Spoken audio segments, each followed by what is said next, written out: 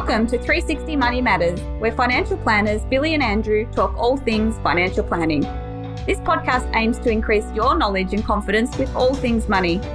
Each week, they will cover topics like wealth creation strategies, investment principles, creating passive income, paying off your debt faster, and much, much more, so you can live a life on your terms without limits. Hello and welcome back to another episode of the 360 Money Matters podcast. I am Billy and I'm joined by my co-host, Andrew. Bills, we're back for another podcast. Back for another podcast, and I swear these are not recorded, but they sound absolutely identical every time we do the intro. I've started to, when you start doing a podcast, it's all kind of you talking about different things every time, but I've really noticed a theme in what we're talking about, and we open and close the podcast in exactly the same way. Hey, at least we're, if consistency, not nothing, but at least we're consistent, right? So that's it. Andrew, what are we talking to the listeners about today? Yes, so today we're talking about government initiative that's really designed to help first home buyers get into the property market at a faster rate. We're talking all about the First Home Super Saver Scheme. Say that 5 times quick, right? That's a mouthful. It really is. It's a tongue twister. First Home Super Saver Scheme. That's it. So first introduced in 2017, essentially to help first home buyers get into the property market faster. So realistically, I guess the biggest issue with getting into the property market seems to be the ever-growing requirement to have larger and larger deposit. Yeah. So essentially what this is designed to do is to help first home buyers really build up their deposit faster. Yeah, exactly right. Exactly right. I mean, it's a savings vehicle. It's a savings mechanism. There's some tax benefits associated to it, which is sort of how and the mechanism that it's helping people get into the property market faster. But really, it's just another tool in our arsenal to really be able to help clients save and get that deposit for their first home, because as you said, like that's usually the biggest barrier to entry. You consider a property purchase of, I don't know, 600,000. Once you start to look at the deposit requirements, if you're wanting a 10% deposit, let alone if you're wanting a 20% deposit, trying to tell a first home buyer that they need to save $60,000 or $120,000 is a fairly large feat for anyone, let alone someone that doesn't have other assets behind them to help them along the way. Yeah, and in that position as well too, first home buyer, you'd assume that there's a stamp duty concession associated with that, but they're huge numbers, even if you exclude the stamp duty requirements as well too. And if you think that, let's just say you're in a really quick maths here, that you're in a position to save $1,000 a week, which is huge, that's going to take you a year to get to the 60 grand-ish mark, roughly, or 2 years to get to the 120 in the example that you used before. In that time, assuming property prices continue to grow, your target is no longer 60 or 120,000, it's higher. So you're chasing an ever-growing target, which is, I guess, the main reason why the government has introduced this. But in a nutshell, I guess from a high-level perspective, you can put money into superannuation to use as an investment vehicle, and if it's for this particular purpose and you meet the criteria, you can actually withdraw that to put towards a deposit for a property. So essentially we're talking about using superannuation as a savings vehicle, but not in the traditional sense to save for retirement income. In this specific instance, we're talking about using it to fund a deposit for your first home. Exactly right. Exactly right. Now, this is not to be confused, and the amount of questions that I know I've had, and I'm sure you have as well, Billy, is, I've heard that I can use my superannuation for a deposit. This isn't to be confused with, no, you cannot draw pre-existing funds out of your superannuation as a deposit. It's purely the funds that you've contributed additionally towards superannuation. You can draw those out and you can put additional funds in, which you can then draw out as a deposit.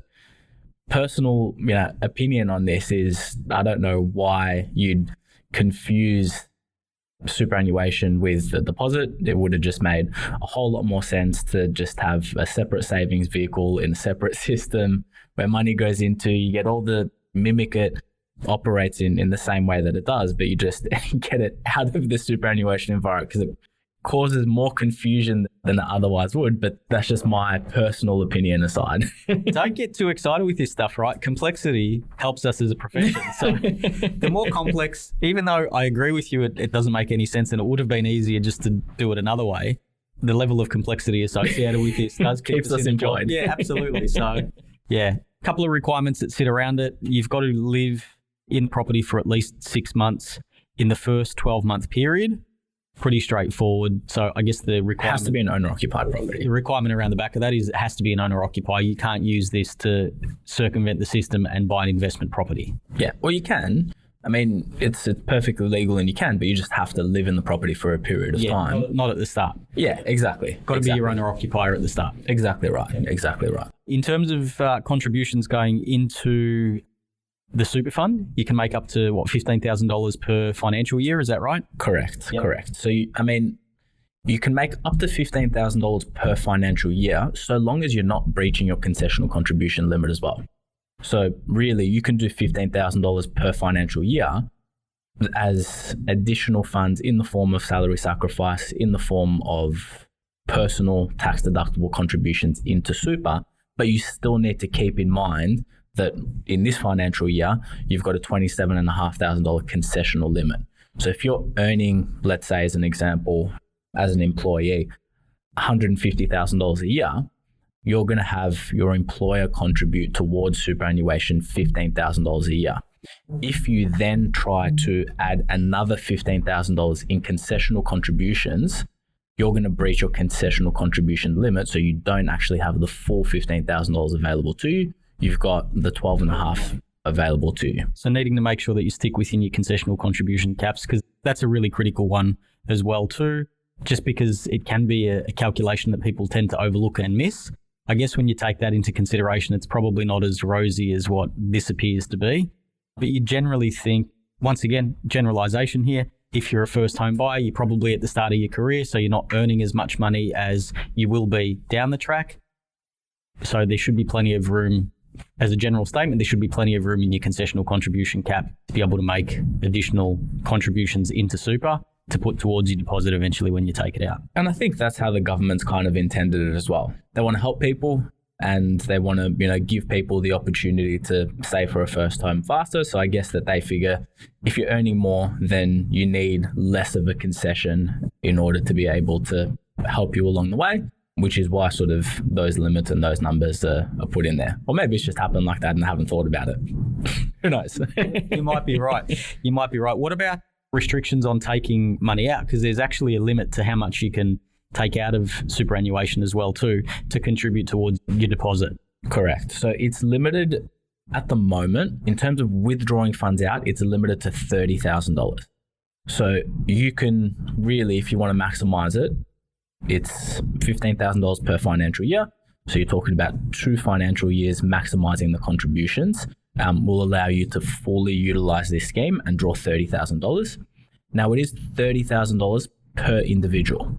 So if you consider that you and your partner are both an owner-occupied property, you can both pull out and utilize this scheme. It's not like one person can use it or its utilization is 50-50.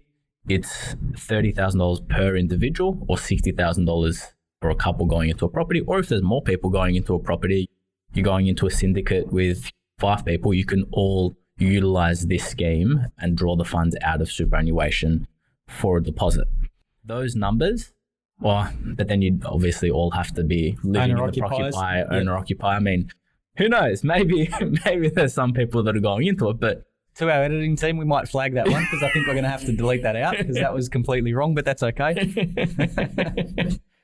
This is changing, however. So as of the 1st of July, as part of the budget announcements, the amount that you can withdraw by utilizing this scheme is now increasing to $50,000. And again, $50,000 per individual or $100,000 if one couple is utilizing this scheme is how much you can actually draw out when utilizing this scheme. So Andrew, in terms of what we can take out regarding our contributions, is it both concessional and non-concessional contributions that we can take out? Correct. So if you're making concessional contributions above and beyond what your employer is putting into your superannuation as SGC, you can draw those out. You can also make non-concessional contributions into the superannuation environment and draw those out as well. You lose the tax deductibility of funds going in, and so there's a significantly less benefit by putting non-concessional contributions into superannuation and then drawing it out. However, it is still available, but it does fall within those caps of $50,000 withdrawal after the 1st of July, 2022. Got you. So the only one that we can't take out essentially is your super guarantee contribution that your employer pays on your behalf for being an employee. Correct. Got you. In case we haven't made it blatantly obvious, the reason why, and we'll use some numbers to illustrate this in a sec, but the reason why you'd use this strategy is because you're using a tax favourable environment to be able to save up for your deposit, which should help you save a bigger deposit faster. Andrew, run us through some numbers. Hopefully we can illustrate this to try and make a little bit of sense about what we're talking about with it. Yeah, so this is, hopefully you all stick with me here because there's a few numbers that go into it, and we'll do it with some fairly simple calculations and some simple numbers. So might need a pen and paper if you're wanting to map this one out and draw it, or if you're Billy, then you're going to need a whiteboard and a whiteboard marker. I was actually just going to say we should be recording these so we can use a whiteboard, because this is definitely an exercise where we're going to need to put pen to paper, that's for sure. Absolutely, absolutely. And if you know Billy, you know how much he loves his whiteboard. So that also ticks that box for you as well. Let's talk about the tax benefits associated with enacting on a strategy like this and how it actually works out from a number side of things. When money goes into superannuation, so when you're putting contributions pre-tax, so concessional contributions, it's taxed at 15% on the way in, right? Now we're going to assume in this scenario, the person is on a personal income tax rate of 32.5% tax, which for most people, if you're a first-time buyer, that's probably line ball where it would be. When you withdraw money from superannuation within this scheme, you're taxed at your marginal rate less 30%. So in this instance, where the person that's enacting this strategy is on a personal income tax rate of 32.5%, they're going to be taxed at 2.5% on the way out. Now we sort of have the parameters. We'll look at a specific scenario. Can we just chuck some numbers around that? Yeah. So if you pay 15% on the way in, yep, and using that example, you're paying 2.5% on the way out, you're paying an effective rate of tax of 17.5% rather than your marginal tax rate of 32.5. So if we put, say, $10,000 into the superannuation account, as a benefit, from a dollar perspective, you're talking 15%. So $10,000, you're talking about a $1,500 saving by using this. Correct. If I've got those maths right. Yep. Absolutely. Okay. You're jumping ahead, but Okay. Let's say you've maximized it, right? So we're looking at best case scenario and you've maximized $50,000 into the superannuation environment, and you're then withdrawing that for a deposit. So if you've salary sacrificed or put personal contributions or concessional contributions in of $50,000, you would have been taxed on the way into superannuation 15%. So you would have paid $7,500 tax on the way into superannuation. However, when you salary sacrificed those funds, you would have ordinarily paid, so if you just received that $50,000 into your bank account as normal salary or wage or whatever it is, you would have paid 32.5% tax. So you would have paid $16,250 worth of tax. So the difference between what you would have ordinarily paid, so $16,250, and what you are paying, $7,500, you've got a net tax saving of $8,750. Now, when you withdraw those funds, so you've salary sacrificed, you've had a tax saving of $8,750, you now are at the stage where you're ready to purchase a property. You need to draw the funds out in order to have a deposit on the property. When you withdraw the funds for the purpose of the First Home Super Saver scheme, you're paying a marginal rate of tax less 30%. So in this scenario, 32.5% tax rate, less 30%, you're paying 2.5% tax. So on the $50,000 withdrawal, you're paying $1,250 worth of tax. So the total tax benefit for someone that's utilizing this strategy without incorporating any of the earnings that are in there and any of the interest that's accumulated over a period of time is $7,500. For someone who's on a tax bracket of 32.5%, in order to save $7,500, you'd need to earn $11,111 and save all of that money. So not spend $1 of that money. That's how much you'd actually need to earn. So really, the maximum amount and the most that we can get out of this strategy is that $7,500 tax saving, less the tax on the way out of $1,250. So $6,250 if you're fully utilizing this strategy is the maximum tax benefit that you can get by utilizing this strategy. And obviously it cascades down if you're putting less towards this scheme. Yep. So I really hope that you've kept with me, maybe whiteboarded it or put a pen and paper, or maybe rewinded the episode a couple of times just to keep in line with some of the numbers and how this can be utilized. But when you're talking about a bit over $6,000 worth of benefit for a first home buyer, it's massive. We're not talking about small numbers and small fees. Yeah, and I guess that's really imperative too with first home buyers. I remember when we were going through it for the first time, and you'd be looking at it. It is a nightmare, and it's so difficult, and it's a lot more difficult now than when we went through it. But you're scrimping and saving, and you're trying to find essentially every dollar that you can in order to make this happen. So even though that there was a bit of complexity in the example that you gave, there is some benefit to this strategy, albeit there's a little bit of complexity because you're putting money sort of into superannuation, which is probably a foreign concept if you're a younger person. It's only your 10% that work's paying you as opposed to putting any additional money in. Then you're taking it out. And then depending on what you're earning, how much you've contributed, how long it's been in there for, that is your effective rate of saving. Once again, still being able to get access to any benefit to help sort of boost this, from our perspective, is a really beneficial one, and something that younger clients that have got a specific property objective that are saving for their first home, it's definitely something that should be considered, in our opinion, because you want to try and take advantage of and leverage on every possible opportunity that you've got to be able to get you into the property market faster. Yeah, exactly. And really, these numbers are only exacerbated if you're on a higher tax bracket as well. I bet you need to make sure that you're keeping in line with the contribution limits.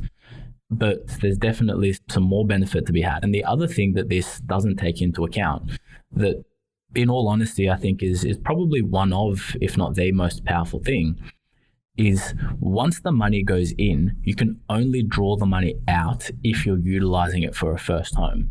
So yes, there's obviously benefits with the funds are invested. You've got the ability for it to grow above and beyond your term deposits or your bank accounts where the money would be sitting. But really, as a savings mechanism, it forces you to only utilize the money for its intended purpose, and it really prevents the I really want to go on a holiday, I haven't been on a holiday for a while. It's pretty easy to take that out of your savings account that you've been putting towards that first home. Whereas when it's in this environment, that decision is out of your hands. You can't utilize this for pulling the funds out for its non-intended purpose. It has to be utilized for its intended purpose. So the savings mechanism, it's probably one of, if not the most powerful aspect of this, because it forces your hands and it takes it really out of your hands. So in the event that you don't purchase a property, that money stays in superannuation like any other contribution does until a condition of release is met, right? Correct. Yeah. So for most people, it's a pretty big carrot on in front of their head to utilize the funds for a property. And the other thing that sort of hasn't been incorporated within this that, I mean, I dare say is probably fairly obvious is this isn't the only money that you can put towards the superannuation. So you still can, if you're maximizing the $15,000 a year, or if you've already maximized the $30,000 in this year or $50,000 after 1st of July, you still can have funds in your regular savings account that are also being utilized towards the property. It's not like these are the only funds that you can actually utilize. Well said, Andrew. Well summarized. I think definitely a whiteboard or a worksheet would have helped in this scenario. But look, one of those things, there is a bit of complexity to it. Also needing to bear in mind that you have to be committed to this strategy, because if you do put it into super and for whatever reason you decide not to go down the property route, the money is stuck in super until you can meet a condition of release. So on one hand, there's a really big deterrent to make sure that you execute on this strategy, which could possibly be a positive influence on first home buyers, because it causes you and forces you to have that discipline to be able to execute and actually go through with it. A lot of times, and it's absolutely disheartening when we see it, but a lot of times first home buyers, they think they're in a position to do it. They go to an auction or two. They may get blown out of the water because the price guide was inaccurate or competition was strong, and they get disheartened and they literally just almost give up on the whole thing. This kind of can work against that and prevent that from happening, because if you don't purchase something, the money's going to be stuck in superannuation, and you don't want to be putting it into super for one reason and then that not turning out. Yeah, exactly right. Exactly right. And look, some consideration also needs to be given in terms of timeframes, in terms of limits, in terms of withdrawals as to when you can withdraw before actually purchasing a property, because you're going to need to withdraw the funds and utilize them as an actual deposit on the day if you're going to auction or whatnot. So there are some timeframes around when you have to utilize the funds by, and there are some instances where you can get exceptions. In addition to that, there's also some rules around when it's a house and land package. So when you're doing a construction, so there are some limitations as to, when construction will need to finish by, and making sure that you're, again, within those limits from a time frame side of things is ultimately very important, which is why, again, same as anything, we've touched on the basics here, and it's really strongly advised to receive financial advice before you do make any and enact any of these strategies or any financial decisions. Kind of similar to everything that we talk about, Andrew. I think we need a slogan or a tagline or something, but yeah, absolutely get advice, because if you get this right, it can make a significant difference. Easy to get it wrong as well too. So yeah, really resonates with what we do day in, day out and the advice that we give to clients. But Andrew, well said, well summarised. Thank you once again to our listeners for their attention. Hopefully you got a fair bit out of this. As always, details in our show notes. If you want any further information or if you wanted to get in contact, you can do with that. But Andrew, thank you once again. Really enjoyed this podcast. Appreciate getting on with you as always, Bills. And thanks again for our listeners. Looking forward to the next one. Thanks for listening today. If you have any questions on what we talked about or would like to have a chat about your money journey, visit us at 360fs.com.au. Just a reminder to our listeners that the information contained in this podcast is general in nature and it is not intended as personal recommendations for the audience. Please consider whether the information suits your circumstances before acting on it. This information is provided by Billy Amaritis and Andrew Nicolaou of 360 Financial Strategists Proprietary Limited, authorised representatives and credit representatives of AMP Financial Planning.